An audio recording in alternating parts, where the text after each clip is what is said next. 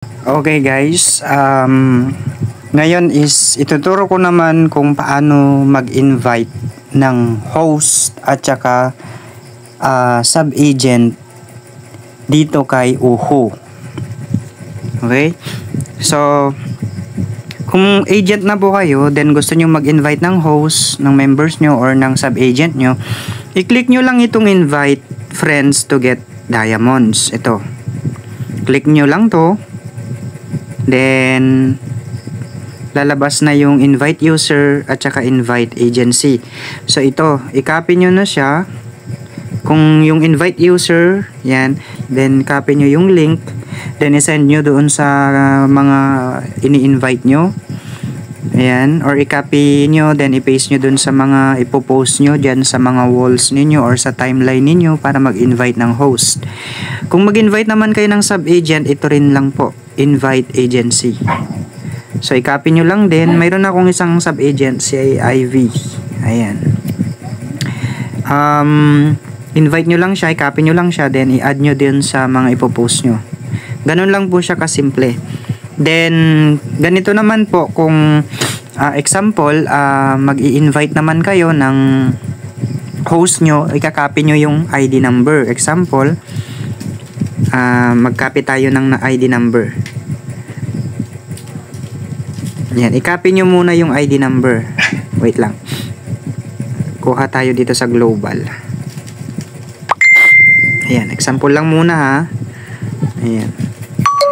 Ayan, for example sana mag-invite kayo ng host, then ibinigay yung ID number. Ayan, kunin nyo or i-copy nyo. Ayan, i-copy nyo lang siya. Punta kayo sa profile niya or kung sinend sa inyo sa messenger or sa comment, ganyan. I-copy nyo lang yung ID number niya, then punta kayo sa profile niyo dito sa me. Then i-click nyo lang itong agency. Then click nyo yung my agency. Then makikita nyo itong agency rooms. So may nakalagay dito na invite. Ayan, i-click mo lang ito. Then i-enter mo yung ID number niya. Yan, then i-search mo dito sa search bar na yellow. Then pag nag-appear na siya, i-click mo na yung invite. Ayan. Then makikita mo lang siya dito sa baba, dito sa message, kung in-accept na niya. So, ganito yung magiging itsura niya kung in-accept niya yung invitation mo. Wait lang. Ito. Ayan. Pag nag-send ka ng message or nag-send ka ng invitation, ganito yung itsura niya. Ayan, waiting for the host to handle. Pero pag na-accept na niya or nag-join na siya sa agency mo, ito na yung magpapakita. The host has joined. So, dyan mo malalaman kung nag-join na siya. Ayan. Then, i-check mo na kung nakapasok na siya or na-approve na niya. Pwede mong i-visit yung mga host mo. So, click mo lang yung agency, my agency sa taas, then nandito na lahat yung mga agency members mo sa taas. Ayan. So, dyan mo makikita yung mga nasa agency mo na or nakapasok na sa agency mo. Ayan. So, dyan yung number 36 na. Dito sa part na to na agency data, dito mo makikita lahat kung ilang araw na siyang nag-live. So, kay Ma'am Jaira, naka 2 days na siya. Ma'am Light, 2 days. Sa akin, 3 days na siya. Si Ma'am Jonah, 1 day, 3 days. Si Binong, yan. Si Ma'am Nissan, 3 days na rin. Ma'am Barbie, 2 days. Ayan, si Ma'am Ems. Ayan. Si Ma'am Helda, wala pa. Kasi, nagkaroon ng problema yung account na niya na yan. Si Ma'am Linkits, 3 days. Ayan. Diyan mo makikita kung active yung mga host mo na in-invite mo. Then, dito naman sa host data, ayan. Ito yung mga mo. Ikaw, yung daily daily task mo. Yung daily data mo pala. Ayan. Per day yan.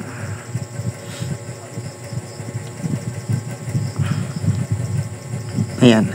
Then dito may invite agency sa baba. Pwede mo rin siyang gamitin kung gusto mo na mag-invite ng sub-agents. Ayan. Pero I suggest para hindi ka mahilo, punta ka na lang doon sa Ayan, dito sa invite friends to get diamonds. Ayan. Diyan mo na lang pindutin po yan. Then, ayan. Diyan na yung mga link. Para hindi ka na maguluhan. Then, pag mag-invite ka na ng host, click mo lang itong agency. Ayan. My agency. Then, yan. Diyan mo ilagay na yung ID number niya sa search bar. Then, click search, then invite. Ganun lang po siya kasimple. Ayan, then doon sa mga naproproblemahan bakit daw Chinese yung nakalagay na language niya, click nyo lang tong settings, pindutin nyo yung me, then yung settings, ayan, then language, then piliin nyo yung English, nasa taas lang naman yung English, then mag back na kayo. Pag napili nyo na yan, ayan, then okay na, magiging English na yung ano mo, kahit sa message English na rin. Ayan.